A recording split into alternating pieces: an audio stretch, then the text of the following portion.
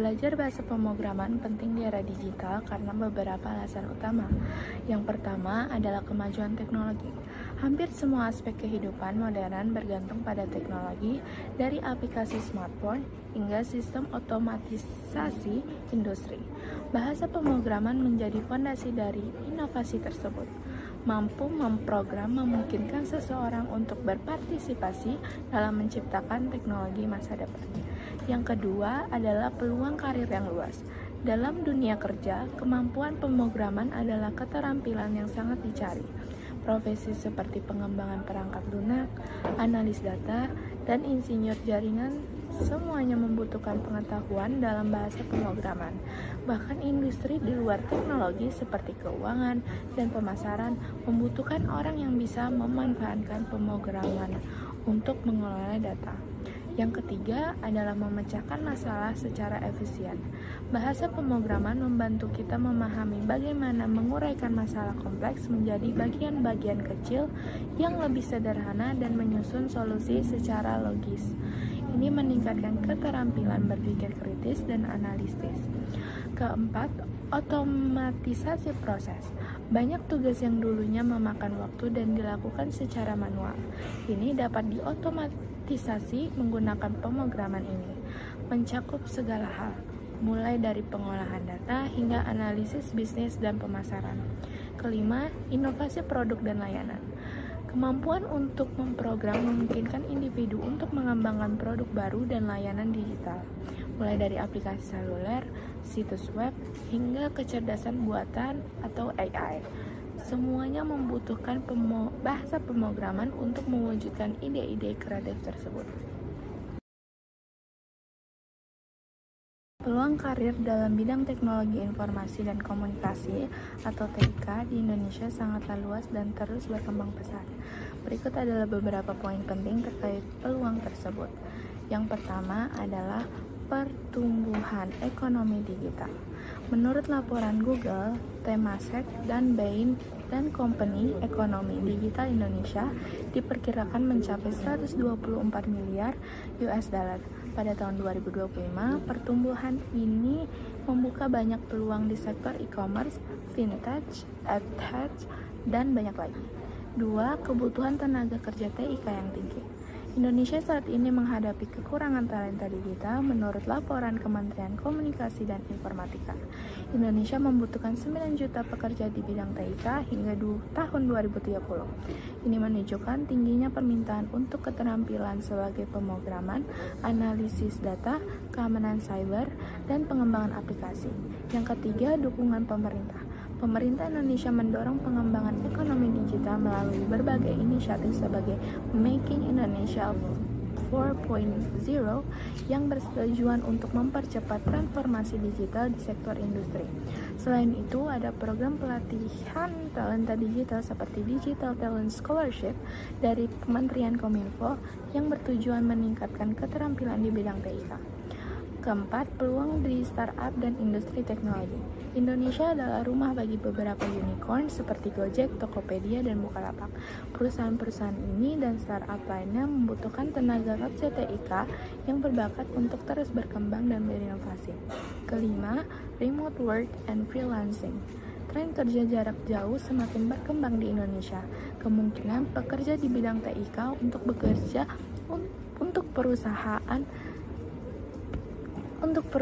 global dari mana saja. Selain itu, banyak perusahaan internasional yang mencari freelancer atau kontraktor dengan keterampilan teknis dari Indonesia.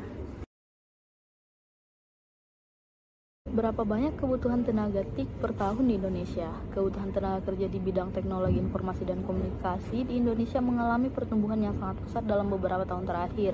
Hal ini didorong oleh pesatnya perkembangan teknologi digital, transformasi digital di berbagai sektor, dan semakin tingginya penetrasi internet di Indonesia. Terdapat beberapa faktor yang mempengaruhi pertumbuhan kebutuhan tenaga TIK yang cukup pesat saat ini. Pertama, pertumbuhan ekonomi digital. Munculnya startup, e-commerce, fintech, dan platform digital lainnya mendorong kebutuhan akan tenaga kerja yang ahli dalam perkembangan aplikasi, desain web, dan analisis. Kedua, Transformasi digital. Banyak perusahaan transformasi mulai beralih ke digitalisasi sehingga membutuhkan tenaga IT untuk mengelola sistem dan infrastruktur mereka. Ketiga, perkembangan teknologi. Munculnya teknologi baru seperti kecerdasan buatan atau AI, big data, dan Internet of Things menciptakan permintaan akan keahlian khusus utamanya di bidang TIK. Dan keempat, kekurangan tenaga ahli. Indonesia masih kekurangan tenaga kerja TIK yang memiliki keahlian tinggi terutama di bidang-bidang yang sangat spesifik. Meskipun sulit untuk memberikan angka yang sangat pasti mengenai kebutuhan tenaga TIK per tahun di Indonesia, beberapa data dan proyeksi dapat memberikan gambaran yang lebih jelas. Seperti proyeksi Kementerian Ketenagakerjaan, pada tahun 2022, Kementerian Ketenagakerjaan memproyeksi kebutuhan tenaga kerja di sektor TIK akan terus meningkat hingga tahun 2025. Bahkan pada tahun 2025 diperkirakan akan mencapai 1,9 juta orang. Berbagai studi lain juga menunjukkan tren yang sama, yaitu peningkatan kebutuhan tenaga kerja TIK secara signifikan. Selain kuantitas, kualitas tenaga kerja juga menjadi tantangan. Banyak lulusan perguruan tinggi yang belum memiliki keterampilan yang sesuai dengan kebutuhan industri. Peluang karir di bidang TIK semakin lebar. Evolusi Industri 4.0 telah mengubah landscape dunia kerja secara drastis. Salah satu sektor yang mengalami pertumbuhan paling pesat adalah teknologi informasi dan komunikasi atau TIK. Perkembangan teknologi digital yang begitu cepat telah menciptakan permintaan yang sangat tinggi akan tenaga kerja yang ahli di bidang ini. Mengapa bidang TIK sangat menjanjikan? Pertama, karena digitalisasi semakin masif. Hampir semua sektor mulai dari bisnis, pemerintahan, hingga kehidupan sehari-hari semakin bergantung pada teknologi digital. Ini menciptakan kebutuhan yang terus meningkat akan tenaga kerja yang mampu mengembangkan, mengelola, dan memelihara sistem teknologi. Kedua, inovasi tanpa henti. Munculnya teknologi-teknologi baru seperti kecerdasan buatan, big data, dan Internet of Things akan memblokir terus mendorong terciptanya peluang kerja baru. Ketiga, gaji yang menjanjikan. Pekerjaan TIK umumnya mendapatkan gaji yang kompetitif, terutama untuk mereka yang memiliki keahlian khusus dan pengalaman yang sangat relevan. Keempat, fleksibilitas kerja. Banyak perusahaan teknologi menawarkan opsi kerja jarak jauh atau fleksibel. Selain itu, kebutuhan tenaga TIK di tingkat global pastinya sangat dibutuhkan. Meskipun permintaan akan tenaga kerja TIK sangat tinggi, banyak negara masih mengalami kekurangan tenaga kerja yang berkualitas. Saat ini, keahlian yang paling banyak dicari meliputi pemrograman, analisis data, keamanan cyber, dan pengembangan perangkat lunak. Perusahaan juga semakin mencari kandidat yang memiliki keahlian khusus dan kemampuan untuk beradaptasi dengan teknologi yang terus berkembang.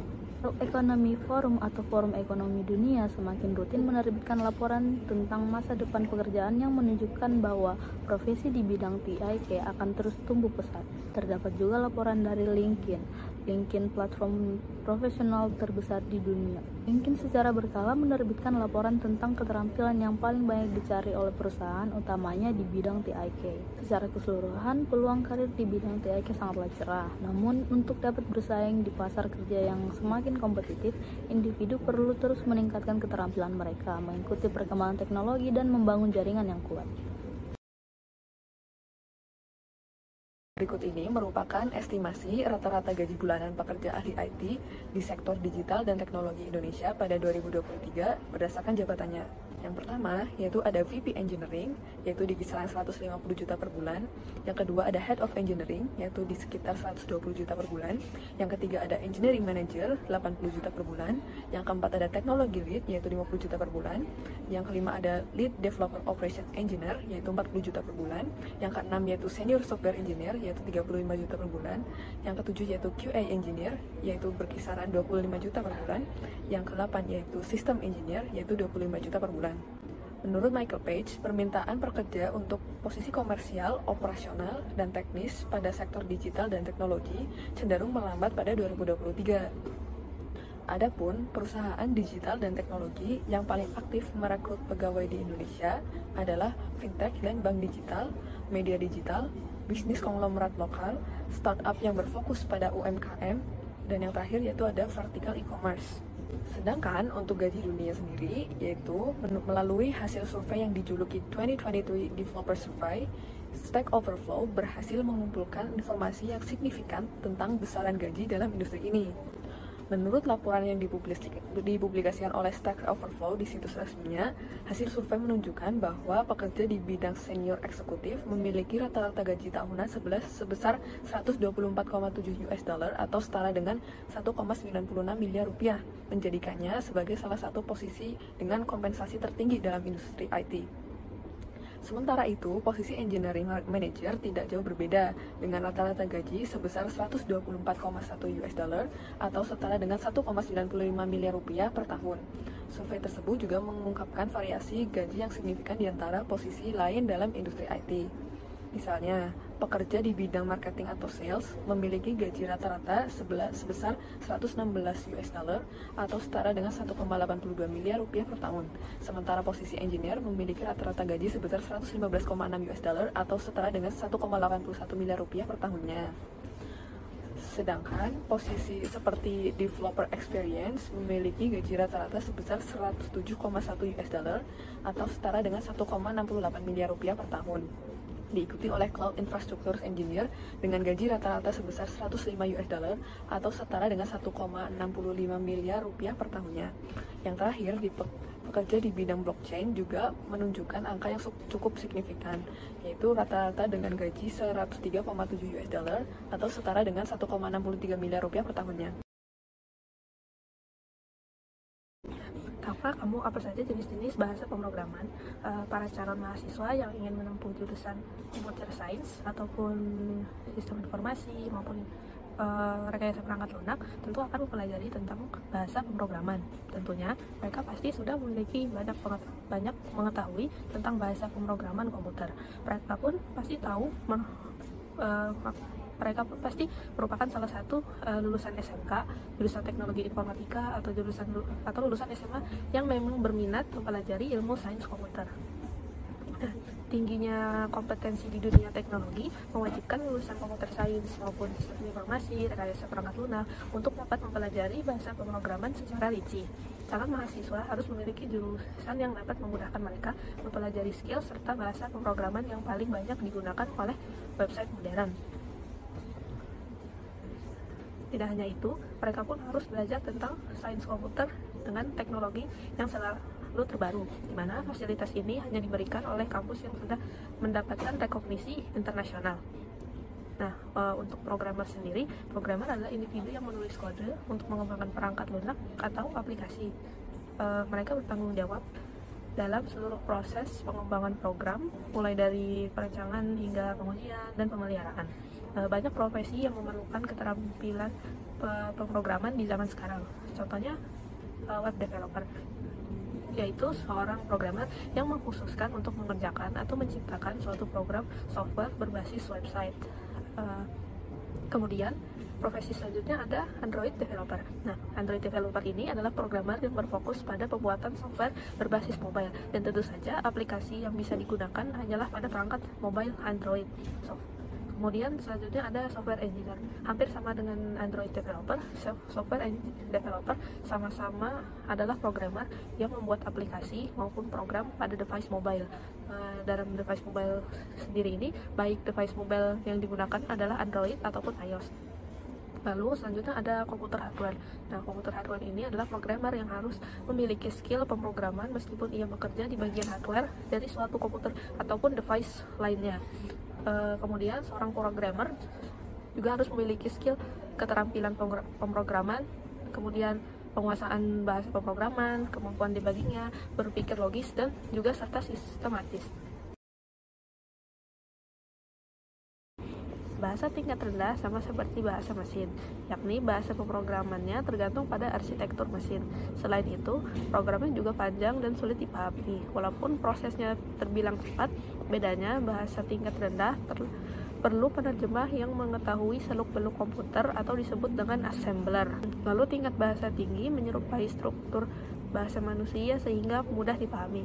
Selain itu, bahasa pemrograman ini tidak tergantung pada arsitektur mesin, akan tetapi perlu penerjemah berupa compiler atau interpreter.